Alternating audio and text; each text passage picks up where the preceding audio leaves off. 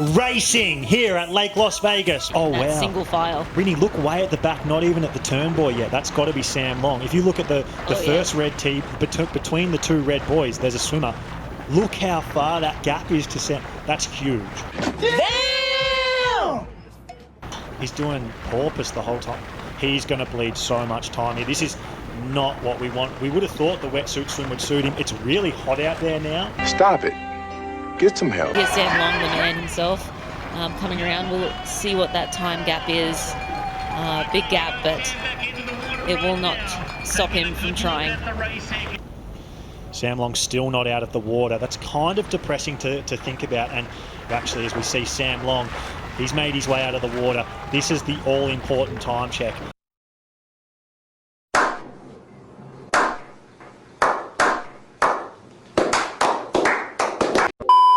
Can you even imagine how this felt? I felt so demoralized. I came into transition. I heard 6 minutes down. I was the only bike there. And honestly, my heart just, it's sunk in my chest because I had such high expectations. I had such high hopes for this race. And 6 minutes was just devastating. That swim was devastating. I lost contact with the group, and the course was a rectangle. Was loop 1/2, and then basically all the way back out to the turn, and then to the side and in. And the wind had picked up big time just about 2 hours before our race. So it was like 25 miles per hour straight that way. So the waves just battered and beat me and broke me. And it's hard to explain what that feeling is, right? Being a professional athlete and having a deficit of that kind. But what do? Well, you have to keep going forward.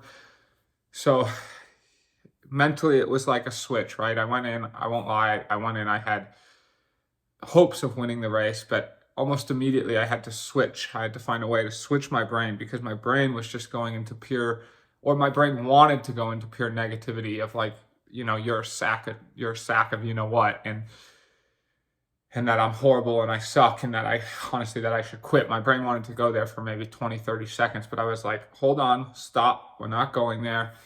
Take a deep breath.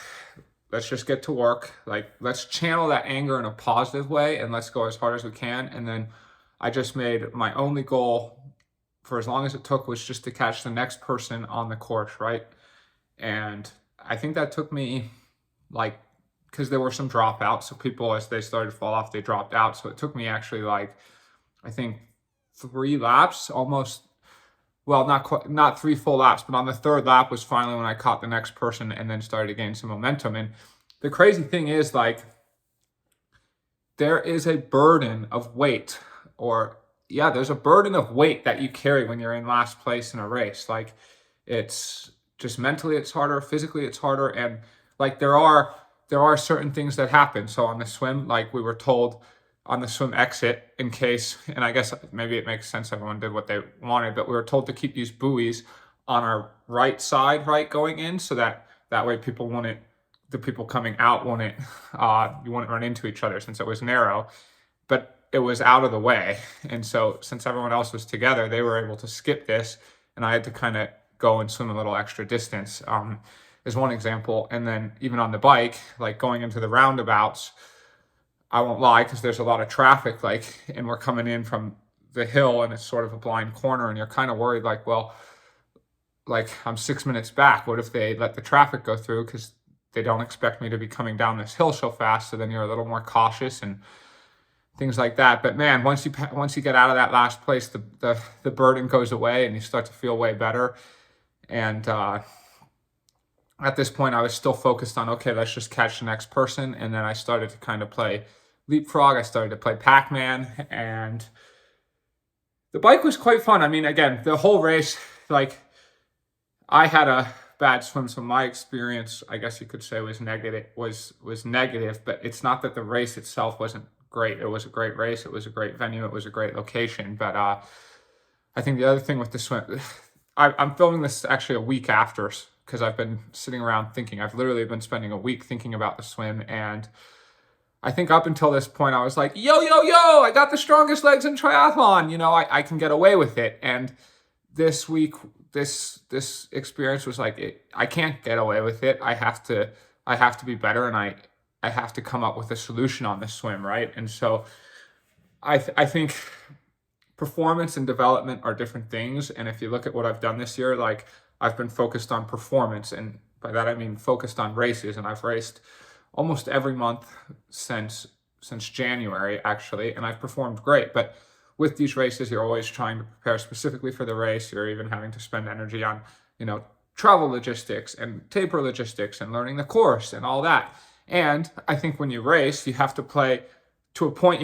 You're always trying to develop your weaknesses on one hand, but you have to play to your strengths, right? You have to make sure your strengths are there when you're getting race ready, because otherwise you're not going to have a good race. And so this year I've done a great job being focused on performance, but it's made it hard to focus on development. And I have to have a different approach next year, because I have to develop this swim to get to where I want to be. And so obviously I don't know what next year looks like, but I can tell you right away, like I almost wanted to say, okay, the season's done.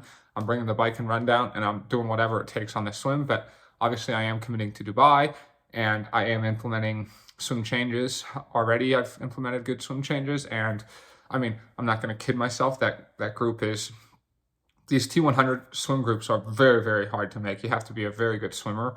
And so these fields, they are like, I'm actually grateful though, because jumping into the T100, it's highlighted a weakness that I have to get developed, that otherwise in most of the Ironman races, I'm fine because you have more bunches and so on and so forth. But here it's like, the experience is so painful for me. Like, okay, especially this one, like 3 to 4 minutes was actually like, okay, I've come at peace with that. I know I can do well. But 6 minutes was an entirely different ball game for me. That was just not okay and not suitable. And that, yeah, I'm using the experience to make myself better.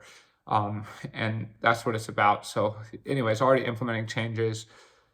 And yeah, it's unlikely I'll make the group at Dubai, but I'm just going to focus on trying to minimize that gap as well as I can. And anyways, okay, back to the bike. Finally, the 4th and 5th laps, I really started to eat up time and make up time on everyone, and ended up with the fastest bike split. And I came into transition with Alistair Brownlee and Frederick Funk. And at this point, actually, I got like a renewed sense of hope. Like, wow, I'm now in the race. I didn't quite know what was going on ahead, but it was amazing to get then that sense of hope. And I actually started to believe, maybe I can get on the podium. Let's just put a great run together. And the run course was also very brutal. The entire course was brutal. It was 6 times up, basically a golf course. And the hardest part actually wasn't the uphills or the downhills, but like the fact that you had to do these uphills and downhills with no momentum. Like you'd have to make a really tight turn and then go up a steep hill. Or the downhills, you'd get all your leg speed going, you'd open that stride way up, and then you'd have to like stop and make a tight turn and like really hammer the legs. But 6 loops of that, and the crowds were great. People were cheering me on. And I was out on the hunt. I was out for blood. I was loving what I was doing. And again, playing Pac-Man, catching people. Never really totally, people weren't totally telling me where I was, but because I would kind of get information like, okay, you're 2 minutes away from getting in 5th place, but I'm like, well, does that mean I'm in 6th place or I'm in 7th? Like, what place does that actually mean I'm in? Like, how many people are between there? But that's always how it is. And yeah, had kind of a nice battle with Jason West sort of at the end. I mean, I never actually caught him, but he stopped to do some stretching. So I think that gave me like a sense that I could catch him, but then he really picked it up and I could see him. And so I got the most out of myself, crushed the finish line, was able to secure a 6th place finish. And I did everything I could. And obviously the bike and run are there. The bike and run are absolutely world-class. I mean, top of the notch, but that swim, as I've basically mentioned this whole video, was a huge deficit, and came back. And yeah, now just preparing for Dubai and doing my best, and already got my mind some on next year. And of course, let's just give a huge congrats to Patrick Longuet on winning Kona. That was absolutely fantastic. And as we get ready for Halloween, so cheers to you guys. I'll show you a little something. Da da da da da da da. Here is the pumpkin. I carved it. Let me tell you what it says. Oh, I can't hold it by the top. It says, can you read that? Yo, yo, yo. Just carved that with my baby boy.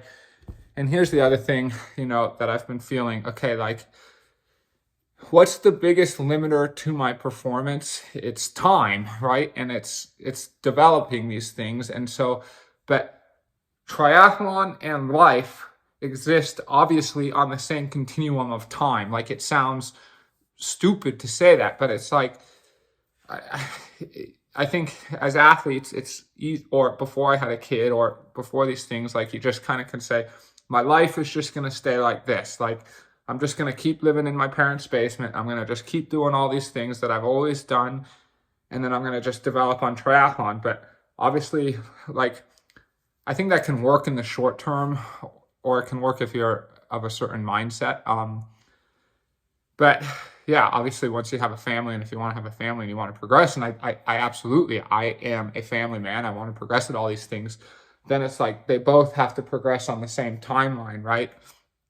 And I think that's what one of the hardest things to do is, as the sport keeps getting more and more competitive, is honing all these things, spending the time, right, on aerodynamics on the bike and position, and honing all of those little positional things and equipment things that get you those watts, and spending that time on the swim, the technique, watching videos, watching instructions, and just a million things, right? There's a million things to spend the time and energy to develop that.